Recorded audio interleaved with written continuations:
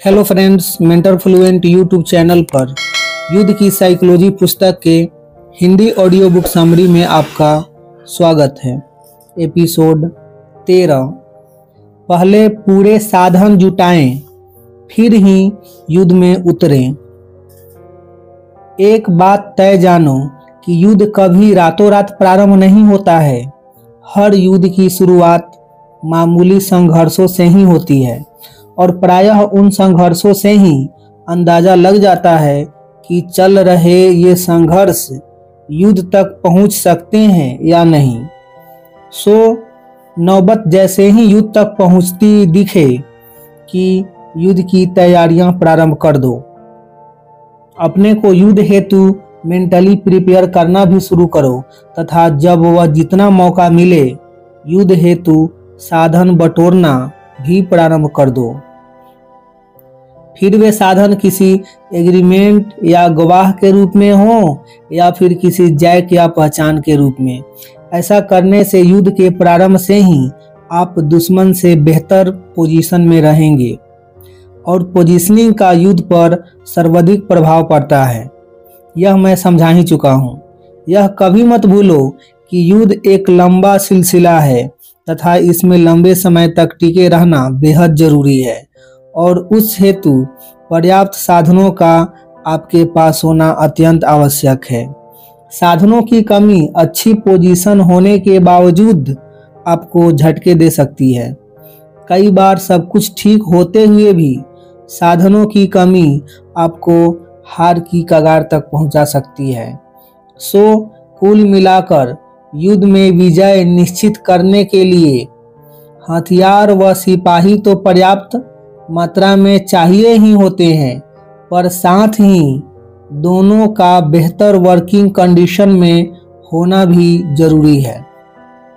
इसके बगैर युद्ध में उतरने वाले का क्या हाल हो सकता है आप समझ ही सकते हैं। तलाक जैसे सामान्य युद्ध में भी 1 वर्ष लग जाता है तथा उस हेतु भी अनेक तैयारियां करनी पड़ती है। कहने का तात्पर्य इतना ही है कि युद्ध में उतरने से पहले उसकी पूर्व तैयारियां अच्छे से कर लेना। कानूनी युद्ध हो तो अपना पक्ष भी अच्छे से देख लेना और योग्य वकील भी ढूंढ लेना। उसे चुकाने की फीस की भी व्यवस्था कर लेना और यदि युद्ध जीतने के पूरे जो सामान एकत्रित न हो पाते हो तो प्रयास युद्ध टालने का ही करना। मैं अनेक बार कह चुका हूँ कि युद्ध हारने के लिए कभी नहीं लड़े जाने चाहिए। अपनी व्यवस्था कमजोर जान पड़े तो कंप्रोमाइज का कोई मार्ग खोज लेना। अहंकार के जाल में फंसकर जीवन दांव पर मत लगा देना। युद्ध करना वैसे ही एक लंबा सिलसिला है तथा युद्ध में हारना जीवन बर्बाद कर सकता है। अतः ऐसे एडवेंचर करना ही मत। हाँ, कुछ युद्ध ऐसे होते हैं जो हर हाल में लड़ने ही पड़ते हैं और जो युद्ध लड़ना जरूरी हो ही उसे लड़ना भी चाहिए।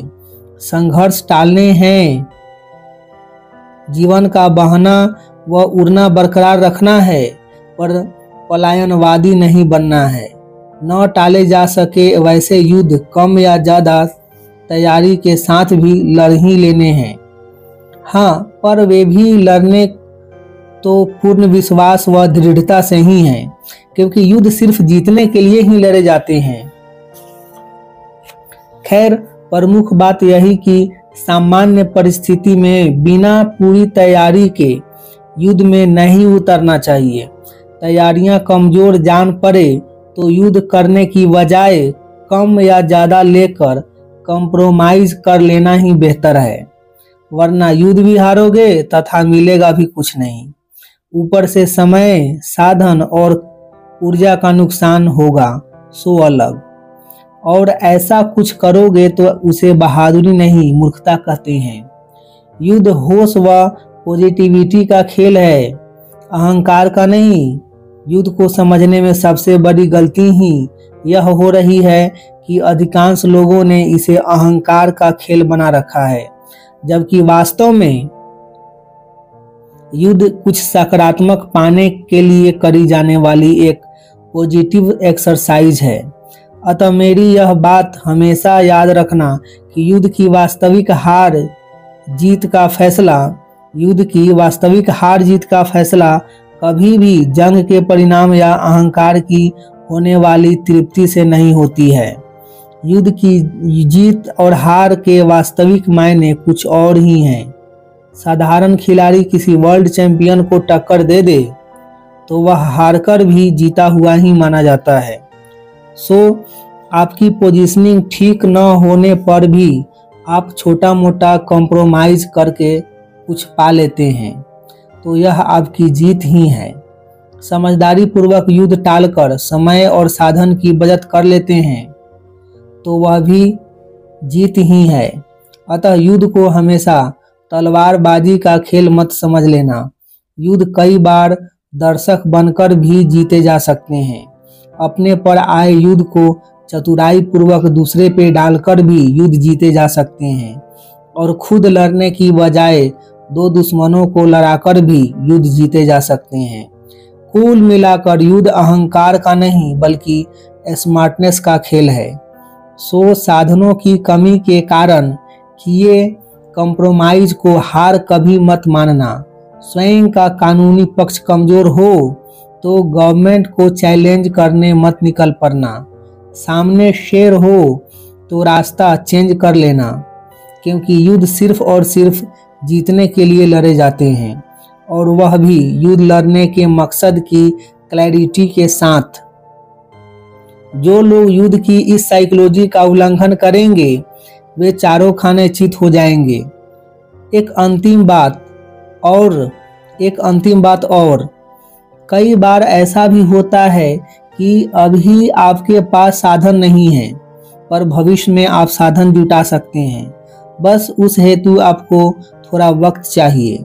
तो ऐसे समय शत्रु को बातों में उलझाए रखना, कुछ भी करके युद्ध टालते रहना, अपने पक्ष का मजबूत पॉइंट न मिले तब तक कोर्ट में तारीख लेते रहना, पूरे पैसों की व्यवस्था हुए बगैर फैक्ट्री का निर्माण कार्य प्रारंभ मत कर देना। यह सब मैं सामान्य इशारे कर रहा हूँ, इसे अपने अपने युद्ध में फिट कर लेना। समझ इतना लो कि साधन जुटा सकते हो तो उस हेतु समय खींच लेना, पर बिना साधन जुटाए युद्ध में कभी मत कूदना। मैं अनेक बार कह चुका हूँ कि युद्ध को अहंकार का खेल मत बनने देना। युद्ध एक स्मार्ट गेम है और उसे स्मार्टली ही खेलना, क्योंकि युद्ध वो बला है जिसे सारे साधन समय पर चाहिए होते हैं। युद्ध सामने हो तथा तलवार की डिलीवरी न हुई हो तो क्या होगा? कोर्ट में तारीख हो तथा वकील पहुंचे ही नहीं तो क्या होगा? अतः पूरे साधन पहले जुटा लेना, फिर युद्ध में कूदना और तब तक के लिए शत्रु को बातों में उलझाए रखना। कुल मिलाकर चाहे जो करो पर युद्ध लड़ो तो सिर्फ जीतने के लिए लड़ो। जीतने के लिए युद्ध की चाल को फॉलो करना जरूरी। प्रकृति का यह परम नियम है कि यहाँ हर चीज की अपनी एक चाल होती है। युद्ध भी इसमें अपवाद नहीं है। हर युद्ध की अपनी एक खास चाल होती ही है और युद्ध के चाल की प्रमुख खूबी उसके उतार चढ़ाव होते हैं। युद्ध का पलड़ा कभी ए की ओर झुकता है तो कभी बी की ओर। फैसला होने से पहले युद्ध निरंतर करवटें लेता रहता है। अतः एक समझदार योद्धा को हमेशा युद्ध की चाल के मुताबिक ही चलना चाहिए। परिस्थितियां आपके फेवर की हो जाए तो युद्ध पर ग्रिप जमाने की कोशिश करनी चाहिए, एग्रेशन बढ़ाना चाहिए और जब सामने वाला मजबूत हो तब तुरंत डिफेंस पर आ जाना चाहिए और एग्रेशन को पूरी तरह से त्याग देना चाहिए। तब सिर्फ युद्ध में टिके रहने की कोशिश करनी चाहिए, यानी चेकमेट से बचने पर ध्यान देना चाहिए। कुल मिलाकर युद्ध के उतार चढ़ाव को देखते हुए आपको निरंतर स्ट्रेटेजी चेंज करने की कला आनी ही चाहिए। खैर, यह सब मैं इसलिए समझा रहा हूँ क्योंकि कई लोग ऐसा समझते हैं कि युद्ध सिर्फ एग्रेशन दिखाकर आगे बढ़ने का नाम है, परंतु वास्तव में ऐसा नहीं है। हकीकत तो यह है कि युद्ध एक स्मार्ट एक्ट है। युद्ध में जितना ऑफेंस महत्वपूर्ण है उतना ही डिफेंस भी। युद्ध में आगे बढ़ना जितना महत्वपूर्ण है उतना ही पीछे हटना भी। यह गलतफहमी कभी मत पालना कि पीछे हटने से आपकी हार हो जाएगी। नहीं, युद्ध का तो एक ही नियम है कि तलवार गर्दन के सामने आ जाए तो एग्रेशन दिखाने की बजाय ध्यान गर्दन बचाने पर लगाना चाहिए। यही स्मार्ट एक्ट है। समझना यह जरूरी है कि गर्दन कट गई तो युद्ध ही समाप्त हो जाएगा। गर्दन सलामत रही तो पलटकर फिर वार कर पाओगे। यह मैं इसलिए समझा रहा हूं क्योंकि अक्सर कई लोग एक तरफा एग्रेशन के कारण युद्ध हार जाते हैं। कुल मिलाकर कहूं तो युद्ध कैसा भी हो, उसका मकसद सिर्फ सामने वाले को चेकमेट करना होता है। फिर वह चेकमेट उसे हराकर करो या मनचाहे कंप्रोमाइज हेतु राजी करके करो, चाहे जो हो, यह तय है कि सामने वाले की हार व आपकी जीत सुनिश्चित करना ही हर युद्ध का मकसद होता है। ऐसे में यह जरूरी है कि योद्धा का पहला ध्यान चेकमेट करने की बजाय स्वयं चेकमेट न हो जाए उस पर रहना चाहिए, क्योंकि युद्ध चलेगा ही तब तक जब तक आप स्वयं चेकमेट नहीं हो जाते हैं। अतः पहला ध्यान युद्ध में बने रहने पर लगाना। मैदान में डटे रहें तो दुश्मन को चेकमेट करने के अनेक मौके मिलते ही रहेंगे। खैर, एक बात और समझ लो कि शत्रु को चेकमेट करने की जल्दी कभी नहीं करनी चाहिए। चेकमेट हेतु अंतिम वार करना होता है तथा वह अंतिम वार ब्रह्मास्त्र से ही होना चाहिए। अंतिम वार हेतु अपना सबसे मजबूत हथियार ही चलाया जाना चाहिए और यह ब्रह्मास्त्र भी तभी चलाना चाहिए जब आप युद्ध के टॉप पर हों, क्योंकि ब्रह्मास्त्र ही खाली चला गया तो आप हताश हो जाएंगे और दुश्मन को पलटकर डबल से वार करने का मौका मिल जाएगा।